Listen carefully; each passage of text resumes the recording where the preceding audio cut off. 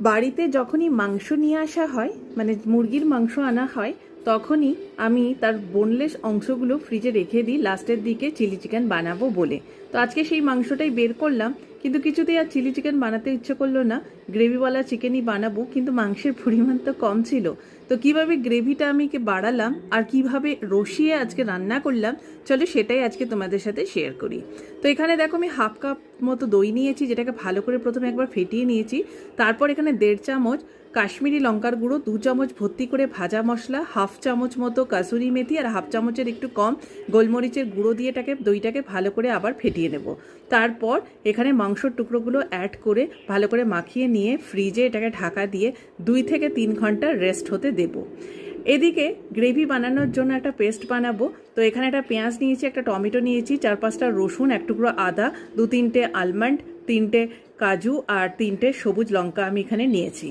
তো এখানে প্রথমে 1 চামচ মতো সর্ষের তেল দিয়ে পেঁয়াজটাকে একটু লালচে করে ভেজে নেব।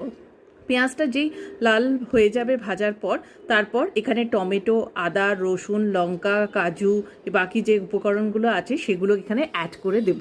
তো তারপরে আমি এখানে একটু নুন দিয়েছি। নুনটা দিয়েছি এই কারণে যাতে টমেটোটা একটু সফট হয়ে যায়। তো সমস্ত উপকরণটা একটু ভাজা ভাজা হওয়ার পর এটাকে আমি মিক্সার জারে উঠিয়ে নেব। তারপর কমপ্লিটলি ঠান্ডা হওয়ার পর এটাকে পেস্ট করব। পেস্ট করে পেস্টটা হবে এরকম একদম মানে স্মুথ একটা পেস্ট। এবারে কড়াইতে আমি সর্ষের তেল অ্যাড করব। সর্ষের তেল এখানে 2 চামচ মতো দিয়েছি। তারপর 1 চামচ মতো জিরে ফোড়ন আর একটা শুকনো লঙ্কা এখানে ফোড়ন হিসেবে দিয়েছি। তারপর এই তেলটাতে আলুটাকে ভালো করে লালচে করে ভাজবো। তো লঙ্কাটা এখানে তুলে নিয়েছি, কারণ আলুটা ভাজার সময় লঙ্কাটা পুড়ে যেতে পারে। আলুটা যেই ভাজা ভাজা হবে, তারপর এখানে ওই পেস্ট অ্যাড করব। পেস্টের সাথে আলুটাকে আবার আমি কষাতে থাকবো। এইভাবে মোটামুটি 15 মিনিট আলুর সাথে পেস্টটাকে আমি কষিয়ে নিয়েছি। তারপর এখানে হলুদ আর কাশ্মীরি লঙ্কার গুঁড়ো অ্যাড করেছি। আর এটাকে কিন্তু যখনই আমি ভেজেছি তখন এটা ঢাকা দিয়েই কিন্তু ভেজেছি, তা যাতে আলুটা একটু তাড়াতাড়ি সফট হয়ে যায় সেই জন্য। এরপরে এখানে আমি চিকেনটাকে অ্যাড করেছি, আর এখানে কোনো জল অ্যাড করিনি, চিকেনে অলরেডি দই ছিল। তো ঢাকা দিয়ে ভাজার জন্য দই থেকে জল অনেকটাই বেরিয়ে এসেছে, তাতেই মাংসটা সেদ্ধ হতে থাকে।